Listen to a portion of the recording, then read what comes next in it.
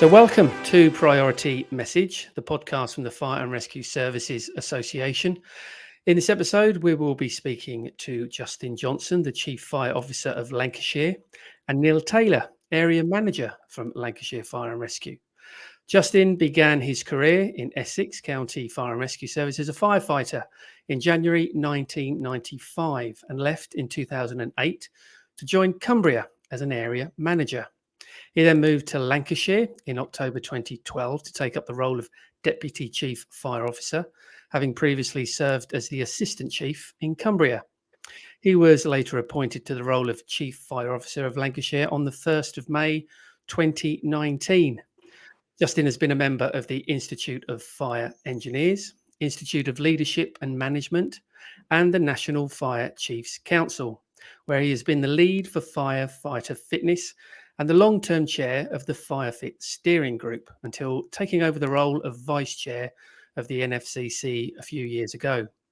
Justin was awarded the Queen's Fire Service Medal in the New Year's Honours List last year, and under Justin's leadership, Lancashire Fire and Rescue Service was named Fire Magazine's Emergency Service of the Year for 2020-2021, and the last HMICE inspection, Lancashire was deemed good with outstanding features.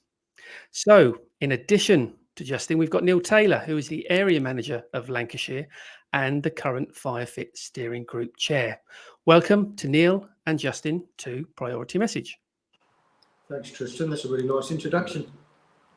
It's a pleasure, and I'm very grateful for you taking the time, both of you, to speak to us with your thoughts, primarily about fitness standards, but also general questions with regards to the future, as you see it, with regards to fire. So do you just both want to give us a bit of background to how you both got involved with regards to being chair of FireFit Steering Group? I think it's almost over a decade ago, somebody has a word with you and saying there's a vacancy coming up, would you be interested? Yeah. And at the time I was doing the National Nuclear Lead because it was in Cumbria and Sellafield, and that sort of made a lot of sense. But firefighter fitness and more broadly firefighter wellbeing has always been an interest of mine. So I took the opportunity. I think Paul Hancock was leading it at the time, and it was just when there was quite a lot of change going on. The change was going on around firefighter pensions, and there was some opportunity to do some research work in a really meaningful way that hadn't been done before. That sparked my interest, and so I got involved at that point and became the chair of the group as soon as I became ACO in Cumbria. So a very long-standing history with the FireFit Steering Group. Fantastic. And what about yourself, Neil? Yeah, in terms of myself, like Justin said, he was the chair of the group for a considerable time and worked through some big challenges really in terms of occupational fitness standards, in terms of trying to get those key messages out there. But I think also that, like Justin mentioned, that link between fitness and health and well-being, which perhaps hadn't been explored in any great depth previously. So when Justin was coming up to becoming the vice chair of NFCC, there was an opportunity for myself to take over in terms of the FireFit Steering Group chair. And similarly, I've always had interests in fitness, real interests in health and well-being. My wife's in works as a general practitioner, so I've kind of got that outside of my own work as well. You know, I've got those interests outside where I've got those sort of interests, and I'm also quite keen on sports myself outside of work in terms of cycling, enjoy trail running. Don't play so much football now, but really enjoy watching football. And I think all of that, kind of blend all that together, it's, you know, it helps you sort of think and critically analyse where we are in terms of the sector and fitness and challenges moving forward. I think there will always be considerable challenges. So, yeah, it's a great opportunity, and you know, currently I'm really enjoying the role. Fantastic. I sympathise with you about being more of a spectator of football now than probably before. I give up playing football earlier on this year because the new players were getting younger, and I was just getting older and older and older, and I thought it's time to give up. But very much like taking part in any sport when I can. It's more a case of badminton now than football. So I don't know about you, but fitness is becoming more and more of a topic of conversation when I go out and speak to firefighters up and down the country, particularly fitness standards, accessibility to fitness equipment, etc. I would say that we're all on the same page with regards to wanting a healthy and fit workforce and membership. It's just a case of how we get there. I was just doing some research in preparation for this conversation, and I went back to 2008 when fitness standards was really being spoken about and VO2 max was being discussed, and I didn't know what your background was to that when you first got a good understanding of the importance of fitness levels and the connection with VO2 max and how it was measured and how it was assessed. I probably had a fair history with it and an understanding of how it generated in the first place. I mean, the FireFit Steering Group originally wasn't an NFCC group or even then a CFO group. It was fitness advisors from individual services trying to get together to develop best practice and, you know, working independently, I think, to draw together what information was out there and to come up with recommendations. And that's where the first the sort of 42 VO2 standard came from, you know, really drawing in on existing literature. And then after that, some work was done around point of entry selection testing and how you can come up with a set of tests that are applicable to people that don't have fire service experience, that will tell you whether they've got, you know, a reasonable or a good chance of being able to come successfully through recruit training, but never really told you what standard you should have once you were in the service and what sort of minimum standards you should be maintaining.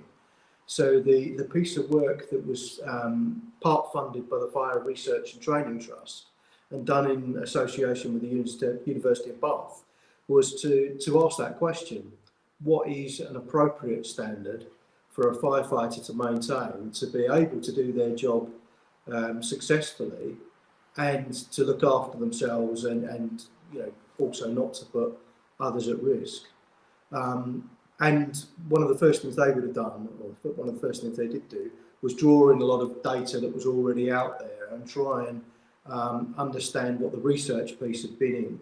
But sometimes that research is done in other countries and they've got different ways of operating, they've got different PPE. So there's lots of things you need to take into account that forms your baseline. At the same time, another question was being raised, and that was in relation to changes that were being proposed from the government in terms of the firefighters' pension scheme, which was about the normal age that a pension would be accessed. And Dr. Tony Williams, who was working in our sector as a provider of occupational health services to a number of fire services, was commissioned to do a review of the normal pension age. And I think one of the things that he said that was really interesting in there is when you look at all of the data and what that means, each individual fire and rescue service is applying it differently. There isn't a consistency, but there's a danger in almost asking the question, because if you ask the question, you've then got to live up with ensuring that you've got the right processes, support, you know, broader welfare in place to make sure that people have got the best opportunity they can to maintain that level of fitness, if that's the core base level of fitness. And to be fair, some of the work that's been done post the implementation of the fitness standards with the University of Bath says that as a result, you know, we have lower levels of sickness, lower levels of musculoskeletal injuries. We have people that are particularly whole-time firefighters that are leaving the service at the same level of fitness they'll be required to come into the service, which is great. You know, if you're going off to retire and you're not falling over the finish line, you're jogging over it. So the broad benefits are really strong. But as with all things fitness and standards, there are always complications and individual circumstances that sometimes we don't know how to grapple with as effectively as we could on an individual service level. And so we came up with the best practice guidance. Now, the best practice guidance was, say, Home Office published, but was a combination of the employees and employers side of the NJC to come up with some best practice. But best practice doesn't apply always at an individual level. You know, there are things like reasonable adjustments, trying to work out what's appropriate for a given circumstance.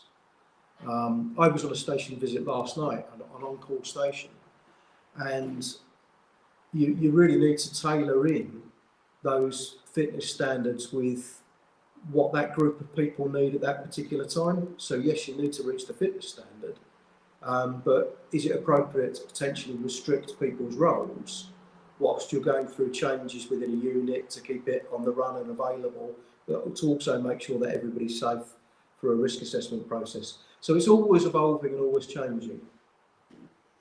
So just on that point, because I think it's a valid and very topical point about fitness for role, something that we've had discussions with, certainly with your dep, Steve, with his wearing his NFCC on-call lead hat, was if somebody doesn't meet the level of fitness currently, which is 42.3, could they fulfill part of the role? So rather than being taken off the run, could they fulfill part of the role depending on what their current skill set is? So the usual example would be you're a driver, and this is obviously predominantly an on-call station, and the appliance would be off the run if that individual was taken off the run because they are a driver that's available most of the time.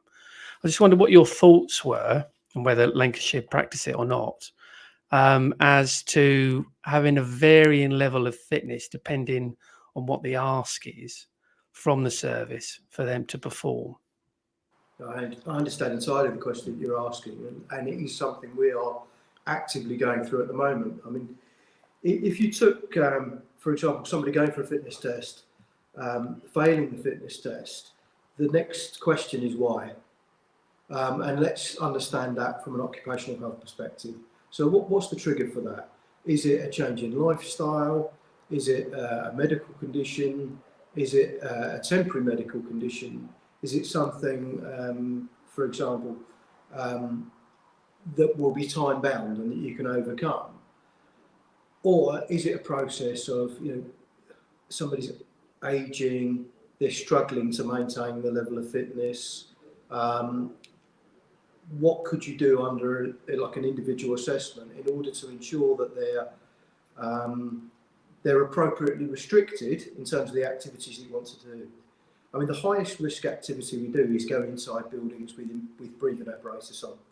And one of the reasons I say the higher risk is because you are away from being observed, and it's difficult to withdraw somebody. So when somebody's operating outside, although it can require the same level of fitness, the control mechanisms around it are a lot easier. Correct. Yeah. And equally, I remember when I joined, some 29 years ago, you would come off breathing apparatus at a certain age, whether you're fit enough or not. Now, I don't think we can certainly put it around age now, but we should be allowing ourselves, particularly, I think, in the on-call environment, to raise that question and do that individual assessment around somebody's needs, but also around that individual unit, the station's needs. Is somebody willing to stay on for a bit longer but have their role limited? I'd still be wanting to put them through the fitness tests and then reaching the minimum standards. But the struggle of perhaps being inside a high risk environment, you could take that element away from them, and as you say, Tristan, restricting them perhaps to pump operating and driving the vehicle, especially if that made the crucial difference. Yeah, I think for us it's a no-brainer that would happen. But in addition to that, what we've seen is then people very often in those circumstances get taken off the run. They're then detached from their crew, detached from their station. They don't feel that connection. Then you've got mental health coming into that as well. And if they're not within that environment, they all of a sudden lack the motivation to maintain and attain the fitness level that is required in the first place. So we see lots and lots of benefits for firefighters, the individual themselves, and the public in terms of still having a emergency service provision locally. Tristan, I think the other thing for consideration is in that best practice guidance Justin mentioned, published in 2016, one of the appendices in there gives a fitness sort of process map. And it's the green, amber, red, which I'm sure you're familiar with. So I'll put that on the screen because I'm glad you've spoken about that. I should be able to do that. Yeah, so Appendix A, it's the green, amber, red. So obviously if you're above 35.6, but not quite 42.3, you are in the amber, if you will, according to that. Now, as it says on there, if there's a PARQ, pre-activity risk questionnaire in place, and the support from that wider group of stakeholders, including occupational health, the line manager, the PTI, etc. What you do have an opportunity to do there is to provide support to the individual and to try and keep them on the run.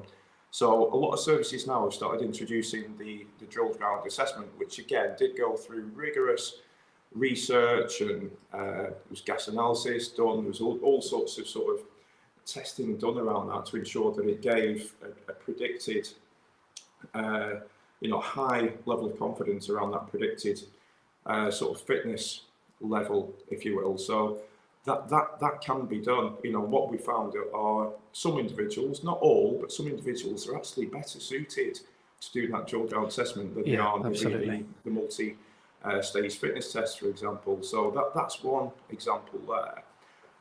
I also think, really do firmly believe we need to be, is guidance at the end of the day.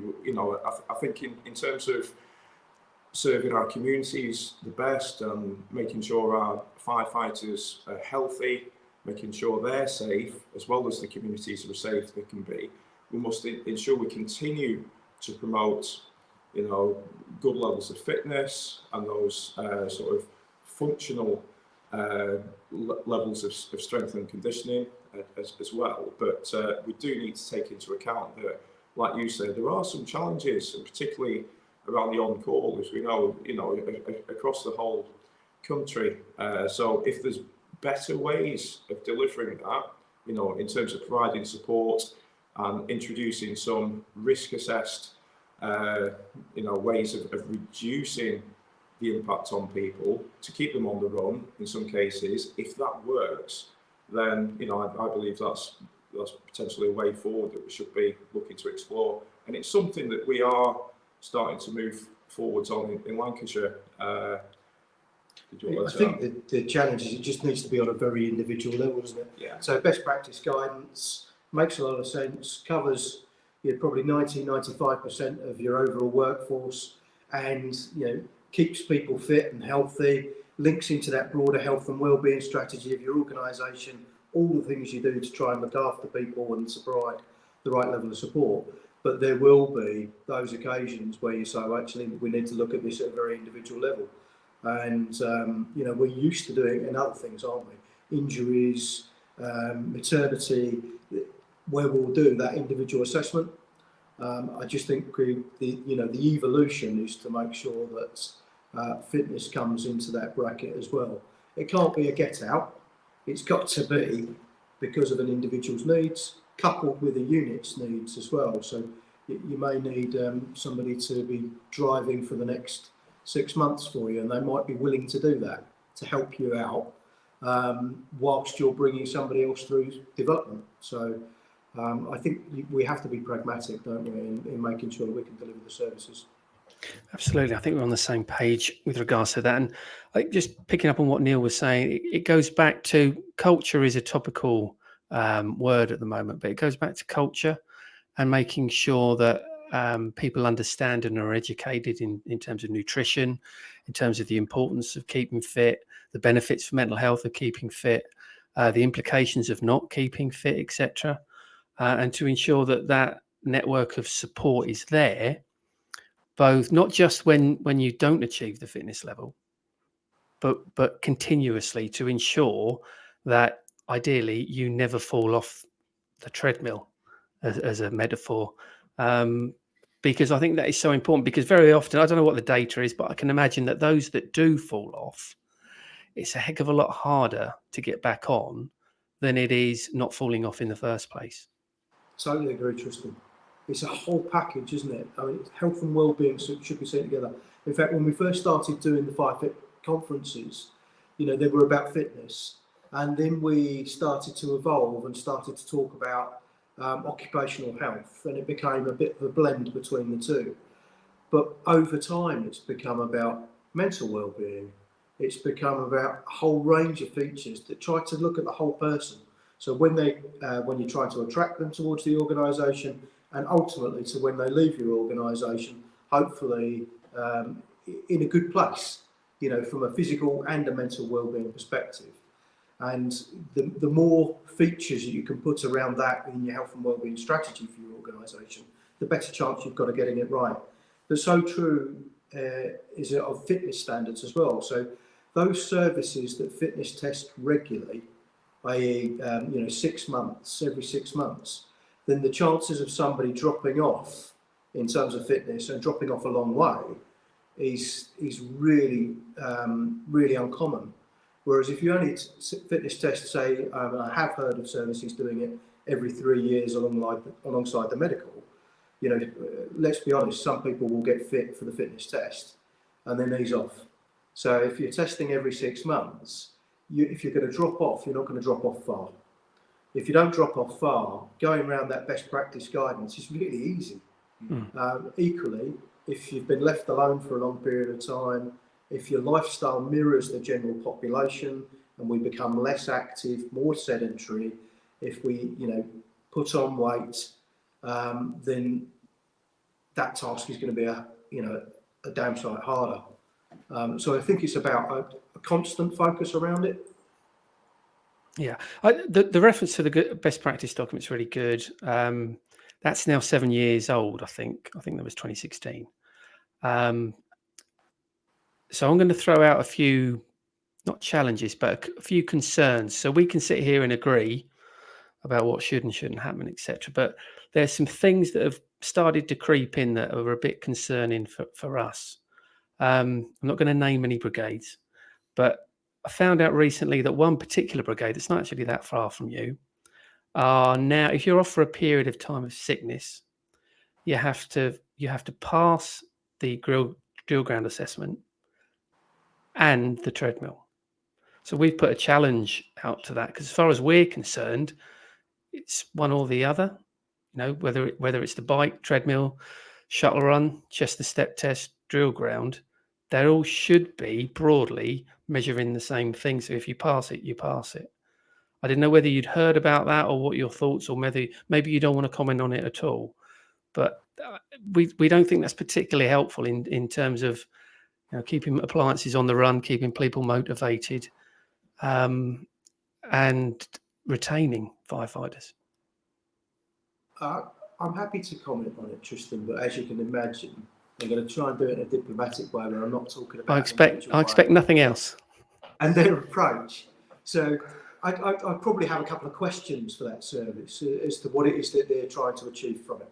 So for me, if I want to understand whether somebody's got the right level of VO2, that's the thing that protects them and us as an organisation and their colleagues, then a surrogate test is absolutely fine, because you are testing their level of VO2. So however you may do that.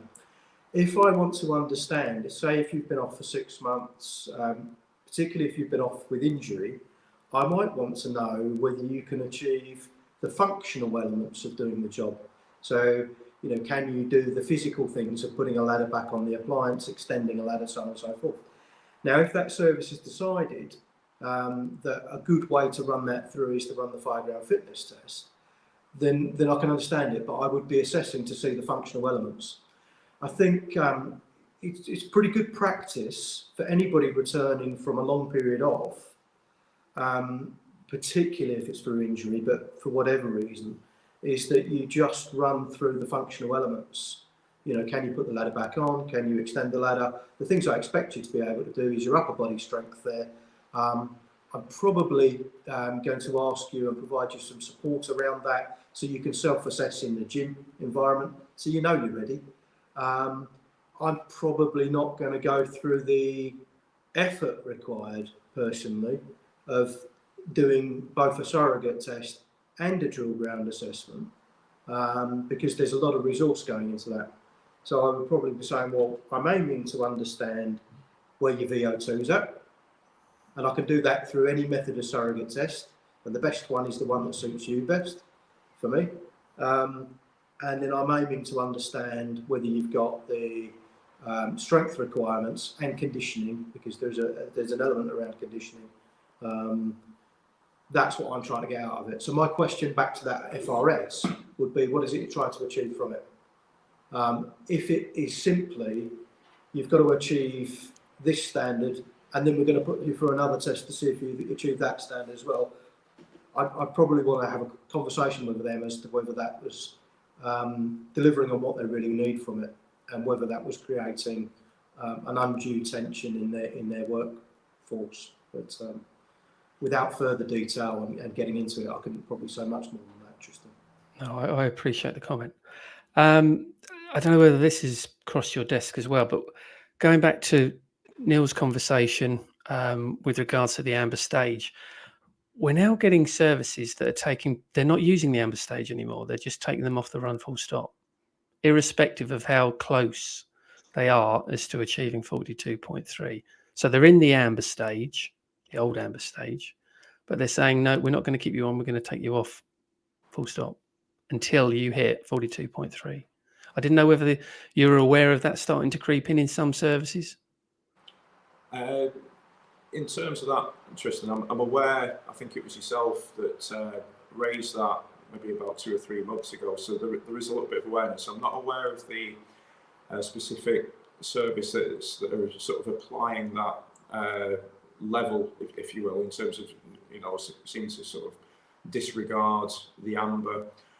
In terms of the FireFit Steering Group, we have got representation on there from, I think, pretty much every region from around, certainly England, and we've also got Northern Ireland represented on there as well. And we do often have discussions around how fitness standards are being managed locally. That's not cropped up in there. So like I say, I'm not sure exactly where that's come from, but as far as I'm concerned, like we mentioned previously, there's a real place for that amber level. That does give, I suppose, people that little bit of additional support that they may need. It also gives the service an understanding of how many people are receiving that level of support. We and many other services often sort of run reports in terms of how many people are in that amber standard. You can understand the sort of resourcing that needs to be put in from the ongoing sort of PTIs, there may be additional demands on occupational health, etc. And it's a very small amount, to be fair. And that does seem to be replicated across a lot of services. I think fitness testing seems to be really well embedded across the vast majority of services.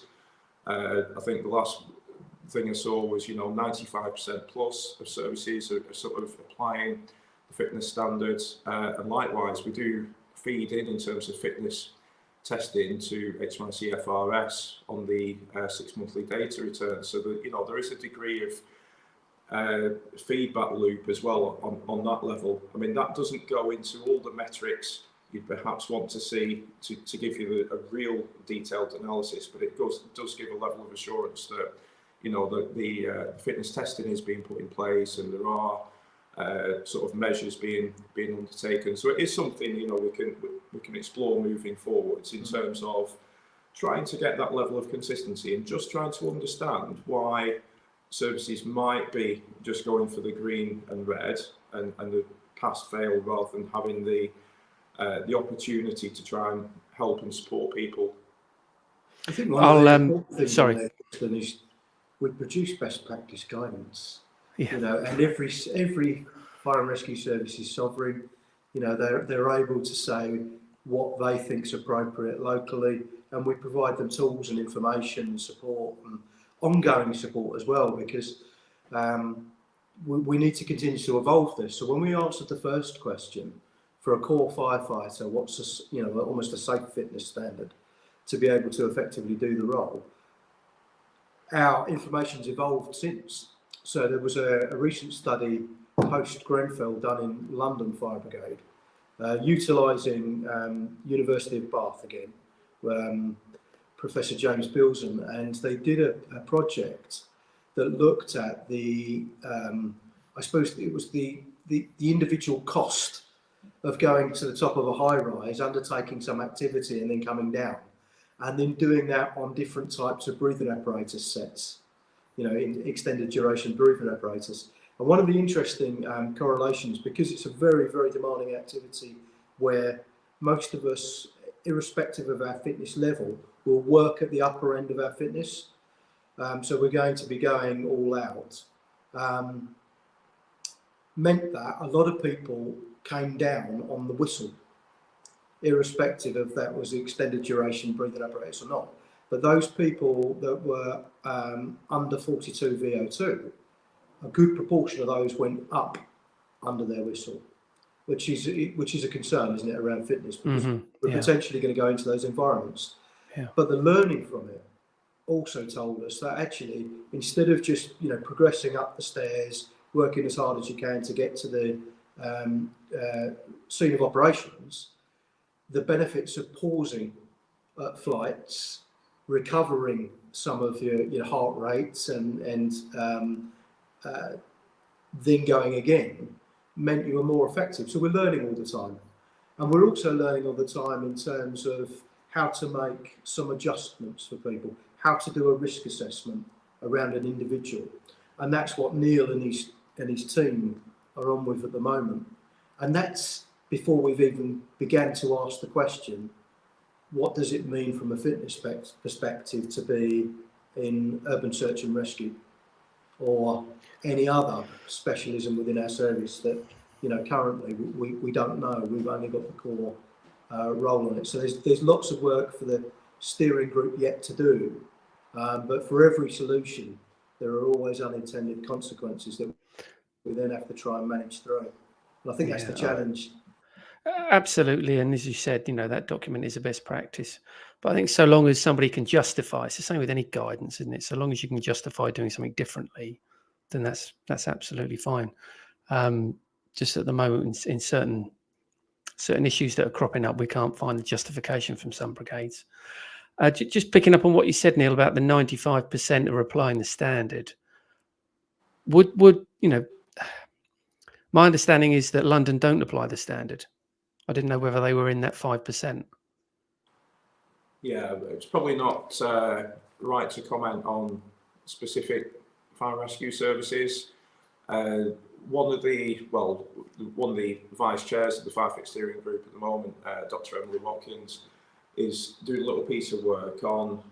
One of the objectives we've got looking forward is trying to strengthen how we collect data, and then once we've got that in the bag, I think it will open up opportunities in terms of analysis of that data, and then potentially sort of looking forward again is what we need to do as a group, and then feeding back in through the people programme and up into the sector around better prevention strategies, feeding across into the sort of mental health and well-being agenda and all that kind of stuff. So that is a big piece of work, and the reason I've just mentioned that is Emily's currently looking at standardisation around that data collection as well. So that's an ongoing piece of work that we're looking at, not just the data collection, but what metrics are we looking to capture, and then what are we going to do with those metrics. So again, there will be I'm sure we'll get a sort of picture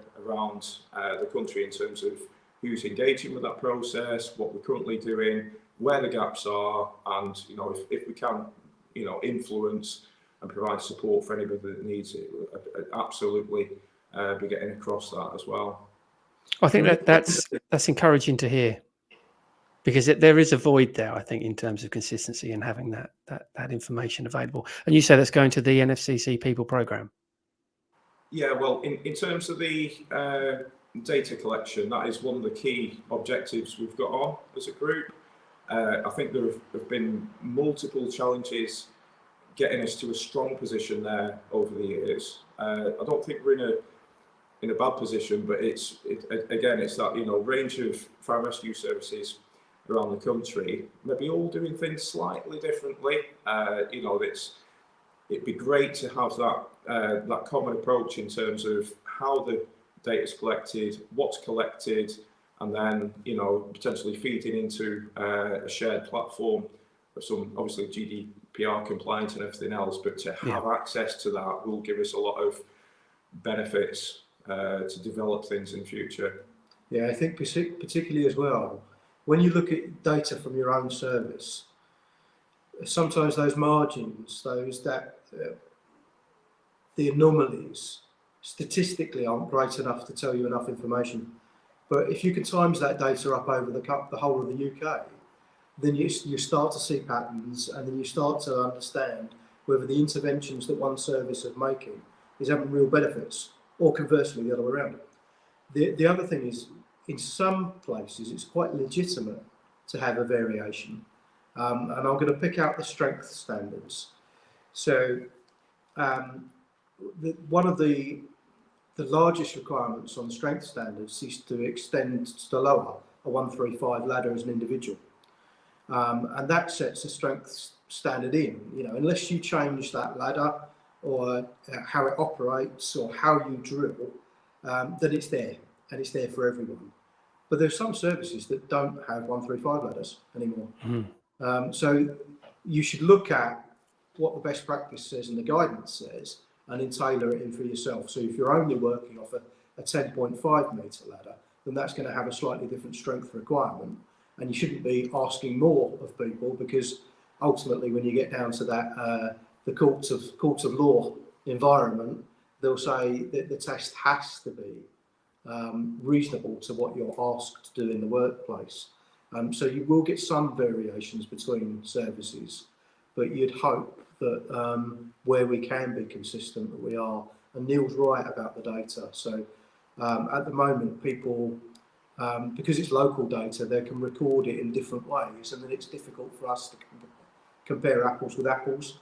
So Emily Watkins on the group is trying to standardise some of that data, what can only help us out going forward. All of this fitness stuff will continue to evolve.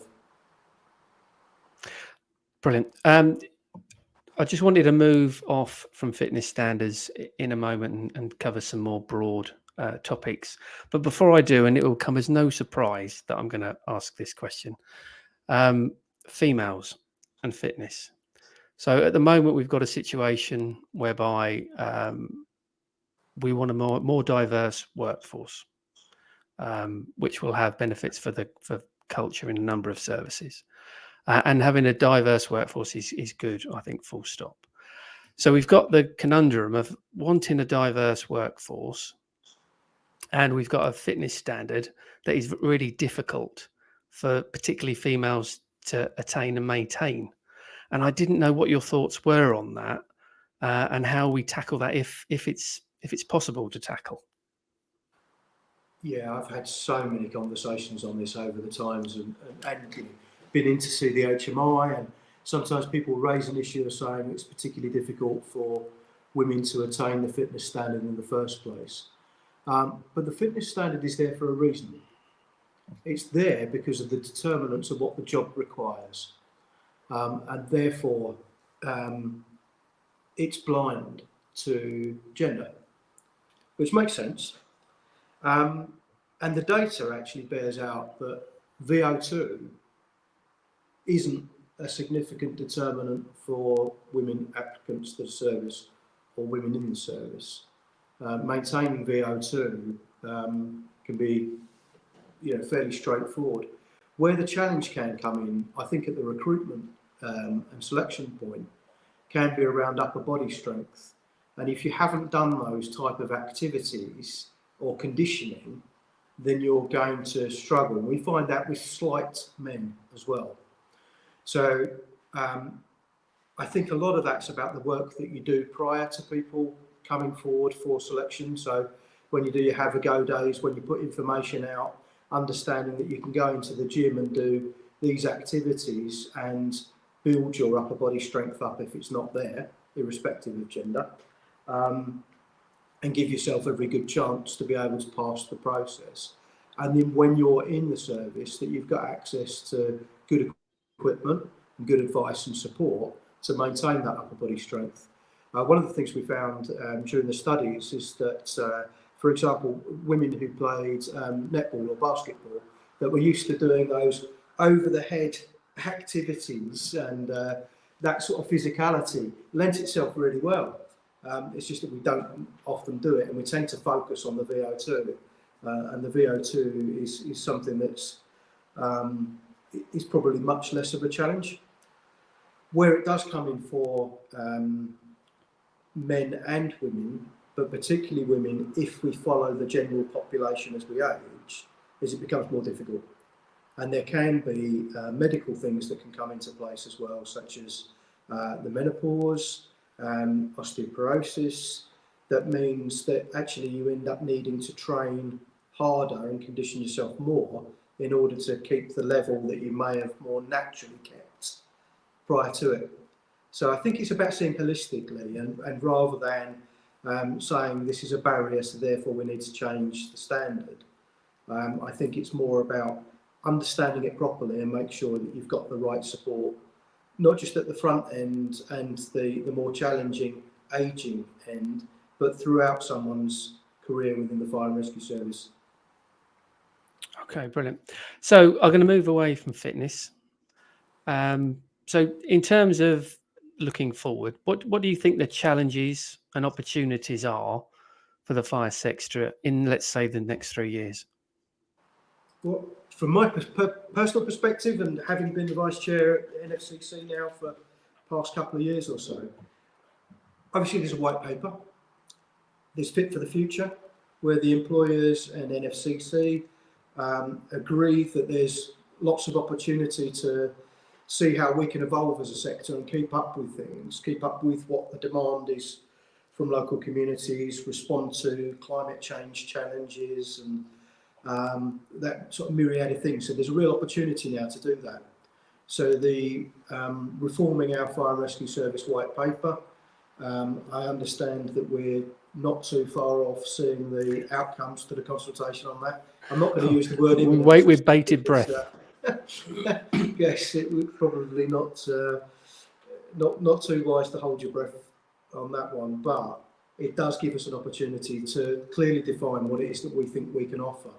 I mean, I think the pandemic was a really good example of that, where you've got countrywide emergency, you've got a workforce that's used to adapting itself, that's capable of putting thousands of boots on the ground within 5 minutes, all over the country in pretty much every community. And how do you best utilise that asset to keep communities safe, irrespective of what the challenge is? So I think there's something there in medical responding. I think there's something there in terms of almost crisis management, for whatever that may be. And I think there is a growing need to have a more connected response to climate change events. So, prior to flooding, during flooding, after flooding, prior to wildfires, during wildfires, after wildfires, and expanding our offer in that way, and doing it in a much more integrated way with not just partners, but with local communities as well. So plenty of opportunities. think we're signed up to everything you've just said, particularly, in terms of looking at broadening of the role, the medical response. Do you think that will happen? I hope so. I really do hope so, because these opportunities don't come around very often. A lot of work goes into it. We can prove all the data. We know the benefits. DFIBs is a great example. All of my fire engines in Lancashire carry DFIBs, but we don't get the call because of the way we're currently set up. Yeah. But if you knock on the door of the fire station, or we happen to come across it, then we'll do it. And that seems it seems completely at odds to me. Yeah, it's frustrating. There have been some stories where that we could have made a difference and didn't. And I think it gets locked up sometimes in national issues, understandably. But now's the time to grasp that nettle.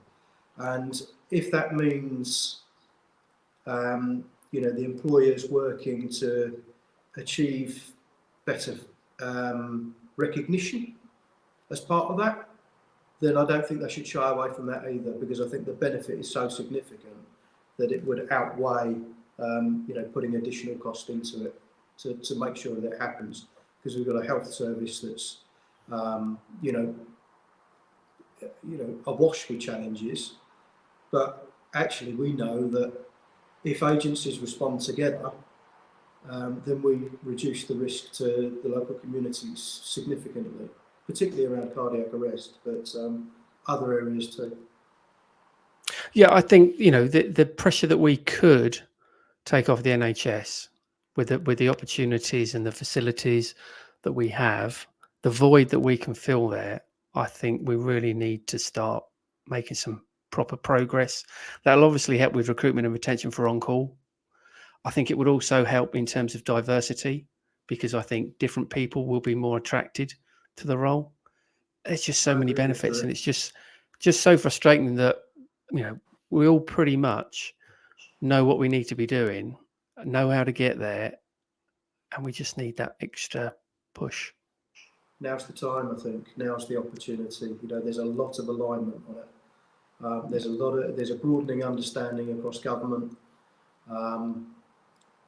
If we don't take this opportunity this time round, then I think that would be a real missed opportunity, and personally very disappointing. Yeah, totally agreed. Is there anything you wanted to cover? Any messages you wanted to get across before I wrap it up? I don't think so, Tristan. No, I think I'm all right. You all right? Yeah. Okay, so I just want to thank you both very much. I've been wanting to get you on the pod for a while because of the wealth of knowledge you've got with regards to fitness, and I'm really grateful to have two sets of brains on the pod for this, and hopefully this won't be the last time that you come on. So again, Justin, Neil, thanks ever so much for coming on to Priority Message, and hopefully you'll be back soon. Thanks, Tristan. Thanks, Tristan.